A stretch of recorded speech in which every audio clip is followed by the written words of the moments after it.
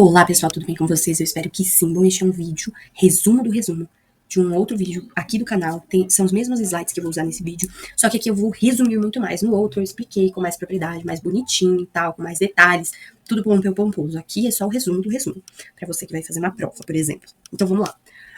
O reino fungi, ele é formado por todos os fungos. E nenhum fungo faz fotossíntese. Se ele não faz fotossíntese, ele não é autótrofo. O que é o contrário de autótrofo? É heterótrofo. Então, todos os fungos, todos os elementos do reino fungi são heterótrofos. Então, eles não conseguem sintetizar o próprio alimento. Então, eles não fazem fotossíntese em hipótese alguma.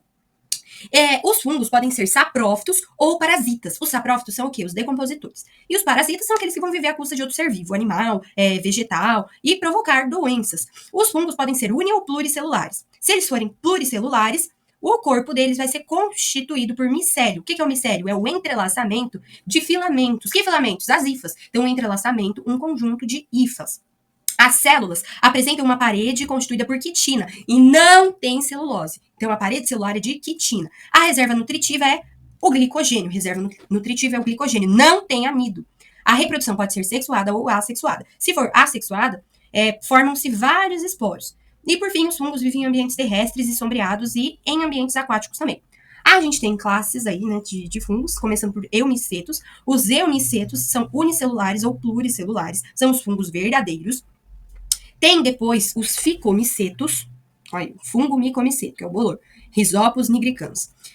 Tem então o esporângio, que é como se fosse uma cápsula que comporta os esporos. Esses esporos vão ser liberados, dispersados pelo vento para propagar e disseminar esta população. Os zigomicetos são o quê? Bolor, mofo, de pão, de bolo. Eles têm um micélio formado por hifas cenocíticas, que é um citoplasma multinucleado. Depois tem os ascomicetos. Os ascomicetos têm formas microscópicas e macroscópicas. Das microscópicas tem o Saccharomyces cerevisiae. Tem só o Saccharomyces também. Aqui. Esse é o Saccharomyces boulardii e este é o Saccharomyces cerevisiae.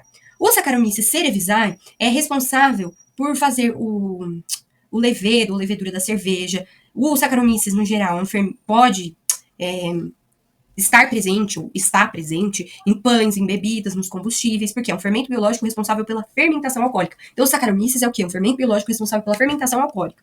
Esses fungos são empregados na fabricação dos pães, dos bolos, de cervejas, de vinhos, etc e tal. Aí, eu falei que essa era a forma microscópica do ascomiceto. A forma macroscópica do ascomiceto consiste em gêneros Penicillium, que é esse aqui, que é o produtor de antibiótico. Que antibiótico que é o penicillium? É a penicilina, um antibiótico que quase todo mundo na face do universo já tomou. Penicilina, né? Então, que fungo que produz esse antibiótico, penicilina, é o penicillium, o gênero Penicillium. Aí tem o gênero Aspergillus também. Aspergillus se desenvolve sobre grãos. Que tipo de grãos? Milho, arroz, amendoim. E aí, qual que é o problema? Eles produzem uma substância tóxica que é chamada de aflatoxina. Uma substância tóxica desenvolvida a partir dos ascomicetos macroscópicos aspergillus. Essa substância tóxica que se desenvolve sobre estes grãos se chama aflatoxina. E por fim tem o gênero Neurospora. Que esse Neurospora, ele é muito utilizado em pesquisas genéticas, que eu falei mais detalhadamente, com detalhes riquíssimos no vídeo detalhado. Aqui é só um resumo, então bora pro outro. E aí, ainda nos ascomicetos, também tem um gênero comestível, que é o caso das trufas. Agora vamos para os basidiomicetos. Os basidiomicetos, como exemplo principal, tem o cogumelo de chapéu. Fungo basidiomiceto, fungo de chapéu. Os basidiomicetos são pluricelulares, com micélio formado por hifas dicarióticas. Então, cada célula tem 2 núcleos. Qual o principal representante? Cogumelozinho de chapéu e pelas orelhas de pau também. Muitas espécies são comestíveis, que é o caso dos champignons, e outras espécies são tóxicas. Como que acontece essa formação do corpo? Eles têm um corpo de frutificação, né? Esse corpo de frutificação forma esporos, esses esporos caem no solo, e por mitose de células haploides formam-se hifas dicarióticas, que tem 2 núcleos. E aí acontece a formação desse fungo basidiomiceto. Deuteromicetos, agora para fechar fungo e entrar em líquen. Deuteromicetos são os fungos imperfeitos, não fazem reprodução sexuada, e são todos parasitas. Provocam doenças, as micoses, né? Doenças causadas por fungos são as micoses dos deuteromicetos. Como que acontece essa reprodução do basidiomiceto? Então, as hifas são sexuadas, uma vez que a célula se transforma em um gameta. Não tem diferença sexual entre gametas, eles não são dioicos, né? Então não tem diferenciação sexual. E aí, uma hifa positiva e outra negativa, mas é só um símbolo, tá? Não significa que ela vai fazer mal ou bem para esse fungo.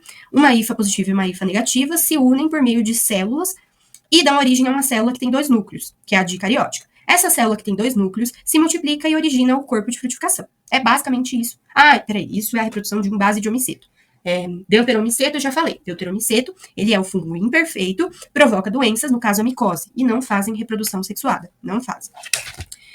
Nos fungos ascomicetos, lá atrás, que é os Saccharomyces, os aspergilos, o penicillium, a reprodução é semelhante à dos bases de homicetos, com formação de um corpo de frutificação, produzindo esporângios, e aí eles vão ter esporos dentro deles e vão se dispersar. Tá. Os líquens. Líquens são o quê? Associações mutualísticas entre fungos e algas. Pode ser chamado também de simbiose. Mutualismo, simbiose ou associação mutualística entre algas e fungos. Nessa associação, os dois vão se beneficiar. Por quê? Porque a alga vai fazer o quê? Fotossíntese. A alga entra com o benefício da fotossíntese, e aí, como ela faz fotossíntese, ela vai proporcionar para esse fungo glicose. E o que o fungo vai fazer? Além de proteger essa alga, ele fornece água e nutrientes para essa alga também. Então, a alga entra com a fotossíntese, fornecendo glicose, e o fungo protege e fornece água e nutrientes para a alga. São seres pioneiros, muito resistentes, que vivem sobre rochas, troncos de árvores, etc e tal. Quando eles vivem sobre as rochas, eles produzem ácidos que promovem a decomposição dessas rochas e preparam o solo para receber outros tipos de vegetais. A reprodução dos líquens é feita por sorédios, que são fragmentos do corpo desse líquen. Esses sorédios vão ser transportados pelo vento e vão dar origem a novos líquens quando eles caírem em ambientes favoráveis. Aqui, mutualismo, algas mais fungos, seres pioneiros, reprodução de sorédios, fragmentos.